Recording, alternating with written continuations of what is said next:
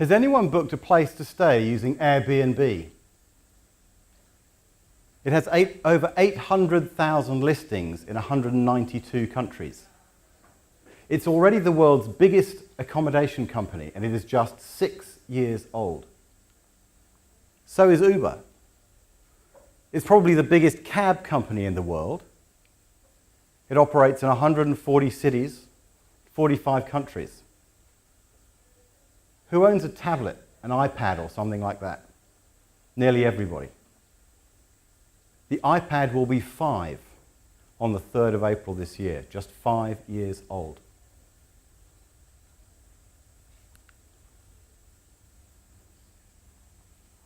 Does anyone fantasize about driving a Tesla? They launched their first mainstream car on the 22nd June 2012. It's the most highly rated car ever sold in the United States. It's also the safest car ever sold in the United States. It's so safe, it broke the testing machine. This car is not even 3 years old yet. But Tesla is something like the 13th largest motor manufacturer in the world. Other than being very, very young, these companies have got 3 things in common. They've become the key competitor in their industries globally in just a handful of years. They have created literally hundreds of billions of dollars of value, which puts Australia's largest companies to shame. Many of them were founded by recent grads and college dropouts. I hope you will all finish your degrees. But some of them didn't. If there is one lesson from the last 20 years, it is that bold imagination can become transformational reality almost overnight. 30 years ago, Steve Jobs and Apple launched a campaign under the title Think Different. I've spent most of the last 30 years trying to persuade the leaders of very large companies and people in government to think different. I've had quite a few successes, but I can tell you, many of them have still not got this message. Old companies with old traditions and old ways of doing business have been some of the biggest losers of the last decade. Their businesses have been destroyed. Think of Kodak or Nokia. In contrast, the world's top 20 technology companies have created something like $2 trillion worth of value in the last 15 to 20 years.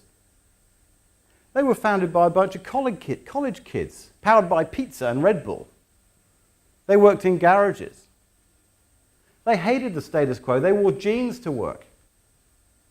But in that brave new digital world, they walked in, sat down, and ate the lunch of some of the most powerful companies in the world.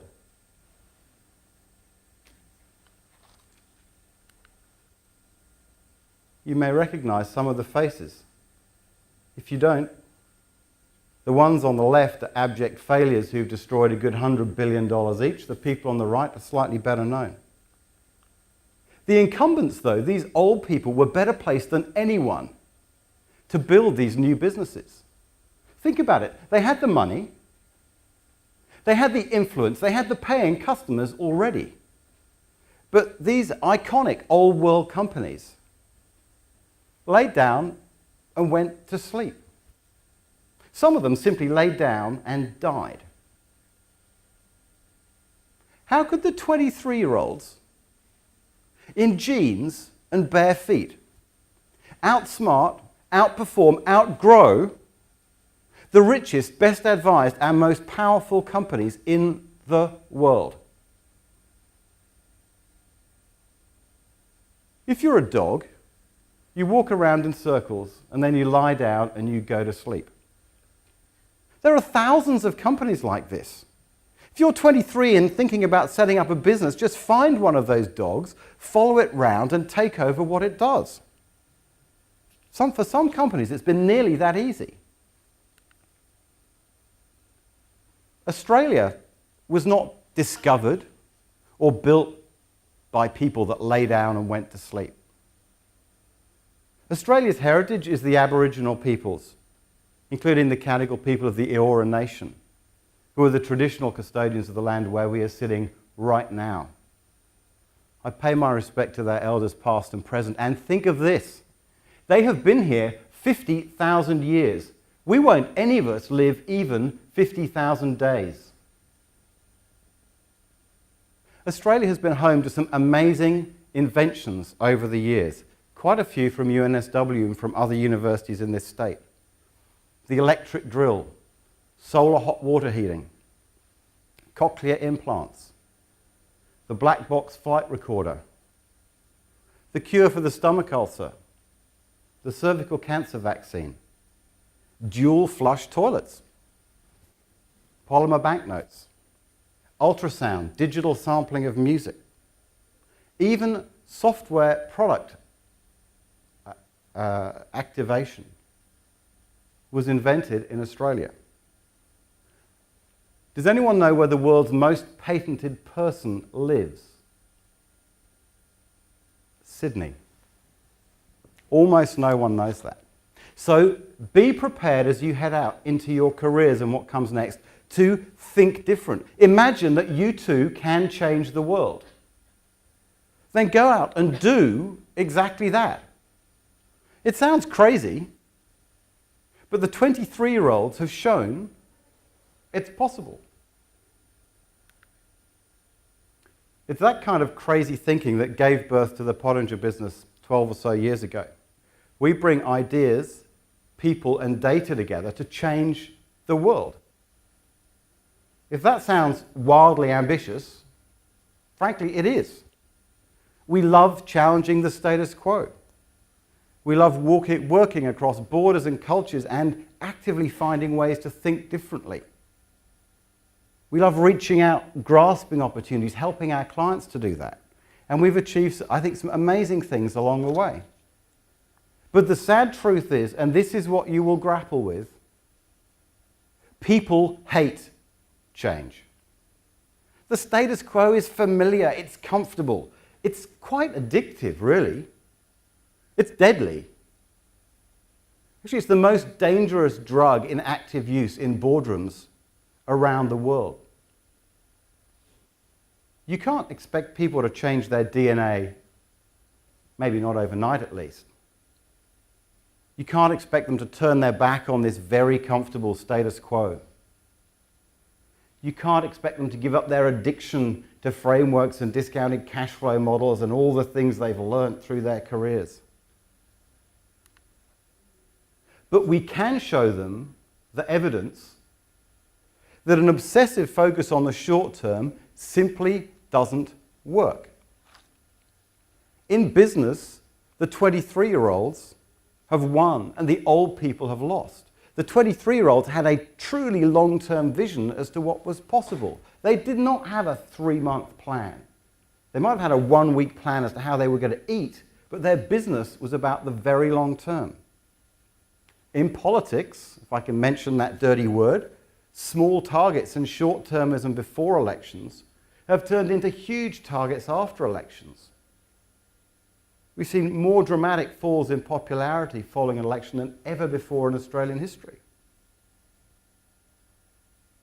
And we can tell these people that a strategy without a clear destiny, a destination, an endpoint, strategic direction without a truly clear purpose, short-term tactics without any true long-term ambition is like a yacht without the wind. It goes nowhere. So what can you do about all of this? What can we all do about this? Part of the answer lies in how we make decisions, in simply recognizing that the basic tools that have been used in decision-making in the West for several decades, including those much-beloved discounted cash flow models, the capital asset pricing model on which it's based, they're not just flawed, they actually don't really work at all. If they ever did, they certainly don't work in a rapidly changing world. That in a simple nutshell, is how the 23-year-olds won and the 53-year-old folk lost. The 53-year-olds were obsessed with the short term. The 23-year-olds thought beyond the immediate horizon. They stared into the future. The old people thought they were crazy, and now they run the world. If you want to know some more, read my book. It is on sale outside at a very special price just for today. And it provides the foundations for how decisions will be made in the future. And as an aside, there is a 100% correlation between premiers who have read my book and who are doing well in the polls. Think about it, a long-term vision in politics.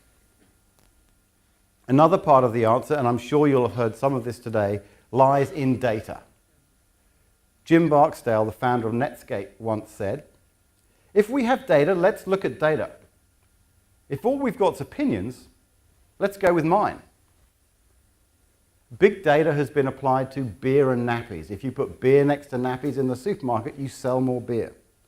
It's been applied to forecasting the spread of influenza around the US. It's been applied to the design of websites. All sorts of things to do with micro-level, individual consumer attitudes to things. But what about the largest investment decisions? What about when someone's going to spend $1 billion or $10 billion or $50 billion? These are the sorts of things we work on. The truth shocks me every day. Billion-dollar decisions are made with amazingly little use of data. Risk is frequently not really quantified at all. There's a base case, there's a few scenarios, plus or minus 5 or 10 or 20%. But no one can tell you why. Most companies don't think about distributions of outcomes at all. This is why so many companies fall down. Think about it. If any of you are engineers, you'll understand that engineers look at a full range of things and stress test stuff to the nth degree, and the bridges, by and large, don't fall down. Lots of companies fall down. If you're studying business or economics, you will be having heart palpitations and realizing that I'm saying that the entire edifice on which big business decision-making is built just doesn't work. There's plenty of evidence that I'm right. Plenty of strategic transformations that destroyed companies. Strategic consultants will argue the implementation was poor, maybe. Plenty of M&A transactions that blew up the acquirer. Think of Royal Bank of Scotland.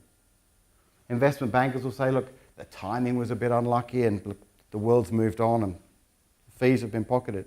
But the cold, hard, ugly secret is that the entire construct of Western decision-making is built on quicksand.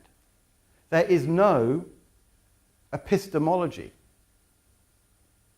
If you're studying science, you'll probably know what an epistemology is. If you're studying business or economics, you've probably not heard this word at all in your entire course. This should tell you something. An epistemology is a way of saying, this is how we figure out what the facts are and how much we can rely on them and how we can use them to make decisions. Science started inventing this in the time of Aristotle, and it turned into the scientific method in the 18th century. Business hasn't done that yet. The good news. There are much better approaches, and we use them all the time. The results can surprise our clients, they can horrify our clients, but they bring amazing insight. Back in March 2010, we were hired by a company called Queensland Urban Utilities to help with the merger of 5 water companies in Queensland. This was going to be the largest ever water transaction in Australian history, maybe the first ever 5-way merger. One of the most important parts of our role was to figure out what should the capital structure of this entity be. Using big data analytics, we explored all the risks that really applied to this business and how they might impact the business in a quantitative and statistically robust manner over time. using Monte Carlo simulations, we turned this into what does it really mean for the financial strength of the organisation.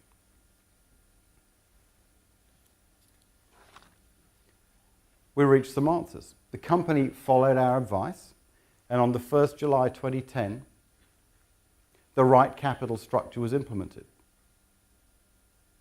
The structure was not based on an average or a median. It reflected all the inherent uncertainties, all the things which could go wrong.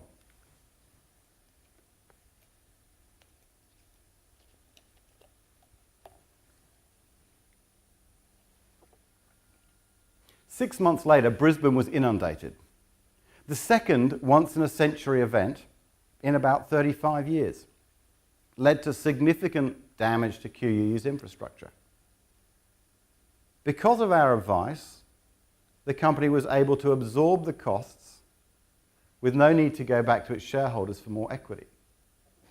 The shareholders were councils whose balance sheets were already stretched in the first place and that were themselves trying to deal with the aftermath of the floods. They couldn't afford to put their hands in their pockets. They needed to focus on their local communities. These were terrible events, and we were thankful that the right decision had been made in the first place and that our client had been given the confidence to think about the long term.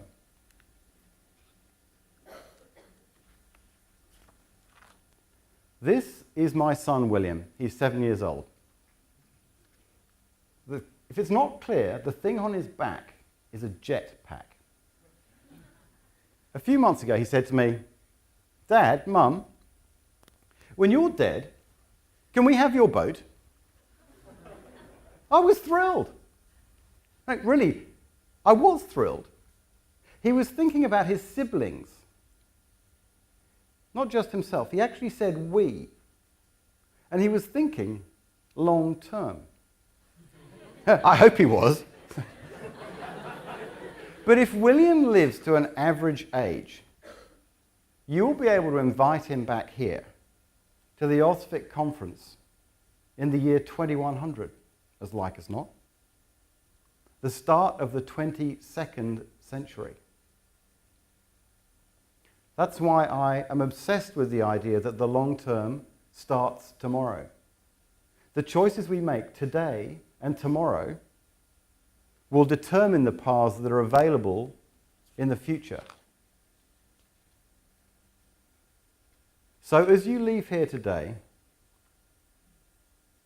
hold on to this one thought that defines the challenges, the decisions and the opportunities as you complete your studies, choose your career, and start your first job. It is very hard to hear a clear signal when there is a lot of background noise. Incremental change is very, very hard to detect. But the long term is much more predictable, much more powerful, much more important than the short term. No one knew exactly when computers would become small enough to make devices like the iPhone.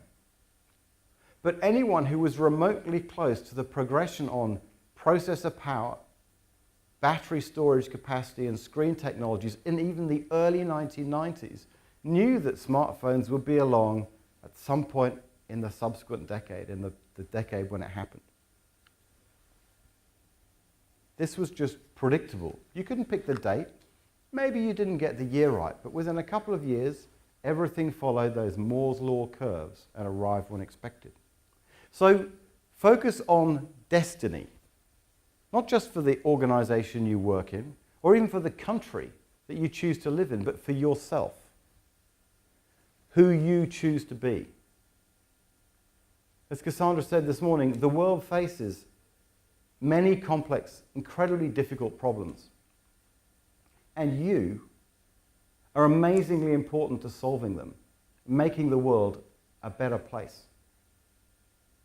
What do you actually want to achieve over the long term? Do you want to be a CEO or an entrepreneur? A political leader? God knows we need more of that. Or an innovator? work for social impact, environmental impact, whatever you choose. Make sure that everything you do is driving towards that end destiny. Because the long term does start tomorrow. It may even start when you leave here tonight. So go and do something about that right now. Thank you very much. And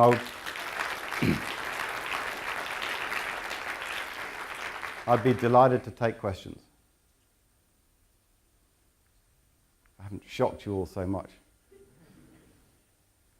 Has anyone got a hand up? Go ahead. So in the last panel of management consultancy, we heard that a lot of businesses are now working to 3 plans. So when you say long term, are you talking like 50 years, or what do you mean by that? I'm talking multi-decadal plans. Where do you actually want to end up? I also would love to know what are the companies that have only got 3-year plans, because then we can go after them and take their business away. Because they won't even notice. Look at Uber. Uber's only been around a few years, has way more cabs than anyone has ever had in the history of the world. The cab companies are busily complaining about how unfair this competition is. But the application, I mean, if you want to book online with the local cab company, their app's shit. It's terrible. Now, you could get in a room with someone who could code and someone who could do graphic design and someone who knew a little bit about databases and deliver an app which does exactly what the Uber app does and get it beta tested and in the market in 14 days. Because it doesn't do that much. It's a very simple app. Have the cab companies anywhere in the world done that? They haven't here. I haven't seen it in the US. I haven't seen it in the UK as examples. They've got apps that are a bit like it, but they're still rubbish. What about the critics who would kind of dismiss the examples you mentioned at the beginning, go, we haven't seen a 10-year timeline for these companies to know that it's not a glitch or a phase, or that they're, a blip on the radar and they'll fade into the distance like the cryptocurrency Bitcoin or whatever? Look, what I would say to them, I would try to hold back my enthusiasm just to take their name and number and walk away and go and destroy their business. And I would say, what about Google? This is not a 3-year company, it's a 20-year company. Go back a decade, read the Google prospectus, read what those 2 guys wrote about the nature of the business, even then when it was 10 years old, that they were completely focused on the long term. And they wouldn't try to smooth over the bumps in the road. There will be good results and bad results, but they were focused on a decade hence. And they've done that throughout, and they've continued to innovate. If you respond to an oncoming cyclone by trying to figure out whether you're going to walk 50 yards in that direction or 50 yards in this direction or argue over an umbrella, it's not a very attractive outlook. So are people, your clients, receptive to this new ideology, this new paradigm of thinking?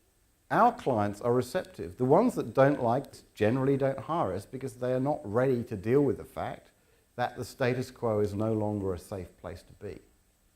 But the companies that stick with the status quo, the top 20 disasters in the world that have destroyed the most money in the last 2 decades were not presided over by 23-year-olds. They were presided over by 50 to 60-year-old people with a phalanx of advisors around them who were tremendously wise and worked for all sorts of amazing brand name companies and helped them sail off the edge of the cliff. Now, the advisors did a reasonably good job at pocketing money. The individual who led the advice on the RBS acquisition of ABN AMRO personally pocketed $60 million US just for that deal, because he took 20% of the fees, which was 300. He got some more in the rescue refinancings afterwards. He got 20% of all those fees too. But the track record of conventional advisors giving conventional advice with both eyes mostly looking in the rearview mirror has been tremendously bad. Very few companies have outperformed their peers by following that advice. Australia, name a major Australian company that has really outperformed its peer group in the last 15 years. There aren't many. There are some that have done amazingly well from a global perspective, but not many. I don't want to hog the floor, so... Anyone over on the right here? Go ahead. I'm just curious, did you know you wanted to be in investment banking when you were 23, say, or did you always have that passion there, or did your pathway there? It's a good question. So I'll take you right back. I grew up in the UK. I went through a very conventional English education. I was lucky. I went to great schools. I went to Cambridge University. And I graduated in 1989 at a time when the world of the city, as it was called in the UK, was absolutely moribund. I had done a few bits of work experience on the way through in some quite different places, and I had decided I wanted to understand the nuts and bolts of finance, so I went through the chartered accounting path, which many people did in the UK. What I knew at that stage was that I wanted to grapple robustly with kind of factual information. I had a somewhat scientific background.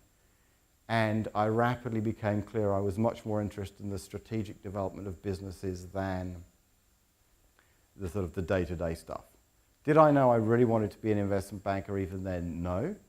What I decided was the best place for me to go next was into what was called merchant banking then, which was essentially businesses that were pure advisory businesses, and joined the bearings business, which was then just re-emerging as absolutely the best business in Europe, and had 4 or 5 very good years. But the decisions along the way were not things I could have forecast at the beginning.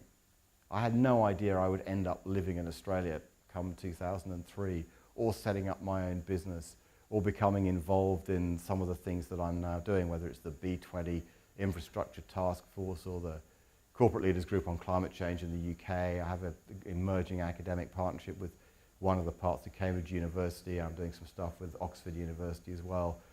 These would have been unthinkable. Even a decade ago, I hadn't thought that this would happen. So it's a slightly rambly answer, but the point is, you make options for yourself along the way.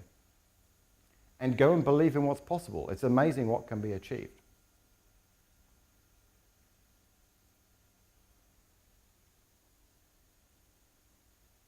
Go ahead. Oh, sorry. You mentioned, just out of interest, you were saying the politicians that have read your book are doing really well. Who are you talking about? Well, I can think of one politician that's got a reasonably decent opinion poll rating, and that's Mike Baird. And if you think he came to power at a point in time when it was surrounded by all sorts of issues of corruption, there was the whole Barry O'Farrell, Grange Gate affair, and Mike Baird stood up and he made a speech all about the long-term transformation of New South Wales. And he's articulated a way of doing that and how he proposes to pursue that. And he's not got caught up in petty politics, and frankly I don't think he cares about the politics of it. He actually wants to achieve this long-term objective. And you know, my political dream team would be filled from people across all parts of politics around the world. I'm certainly not aligned with either bit of politics, but in this country, he's someone that has really set about doing something that is focused on the long term. And it seems to be bearing out what I promise it would, so I hope it works for him, because it proves the point I'm trying to make, very selfishly. Can the political system we have here in Australia accommodate this long-term thinking framework when we work towards a 3-year election cycle? I personally think it is the only solution for politics and politicians. The short-term approach where you fight today's news cycle with some soundbite means you stand for nothing. You stand for the last soundbite. Where are you actually trying to go? You don't know. So when you get asked a difficult question, it's really difficult to answer it. And in that world, anyone, no matter how smart, is going to say things they later regret. Because they're going to promise that black is white and white is black and yellow is the name of a dog, and suddenly they don't know what they're talking about. If you have a clear long-term destination, whether it is in politics or in business or in the not-for-profit world or in your personal career, all those little decisions along the way can line up with something. I'm sure I will get the nod now to end up. Please go ahead.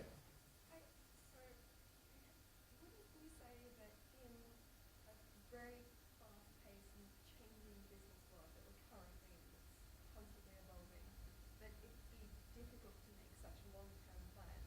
I mean, all the companies that you mentioned, Uber,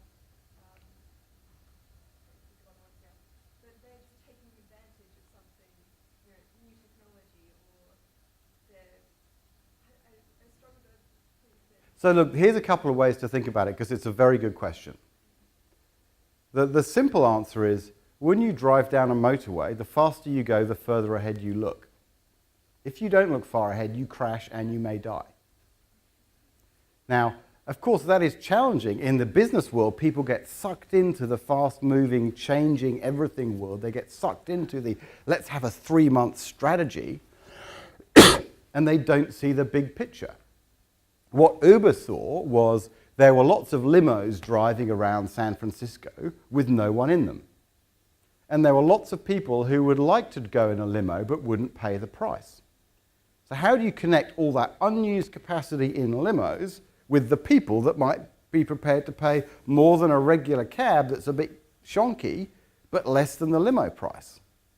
As the 7-year-old would say, boom! You make a really simple app, which you can make in almost no time at all, and you connect those people. You think about social media and you have the insightful idea about a social rating system that gives the whole thing a level of authenticity and security and reliability, and suddenly you have an amazing opportunity. The thing that people get caught up in is the notion that the future is not very predictable. In their case, they didn't need to think about the future. They just needed to see that there was this massive opportunity that no one had done anything about. And this whole cycle of innovation from Silicon Valley is absolutely about finding underutilized assets and matching them with people. Think about Amazon's cloud services as an example. You know, you can go home, log on to the internet, and with your Amazon login, rent some space on one of the world's most powerful computers with no notice. And that's what they've done. It's very useful for their own business that they have that capacity on stream. Televisions. I can tell you what the televisions will be like you will be buying in the year 2020, because the technology development cycle is such that they've already invented them. They couldn't invent them in 2018 and do all the testing and get them to market. The format is 4 times 4K. It was invented by Sharp, and it's called Super High Vision. It was used to broadcast the London Olympics for little bits of it. That will be what you're buying in 5 years' time. It's not going to be something different from that. It's just not going to be. So the trick is, how do you go look at the right information and have the right perspective to know which questions to ask? That is the difficult bit. I don't know if that answers your question. But it's much more possible than people think. That's probably a good place to end. That was an excellent last question. Thank you.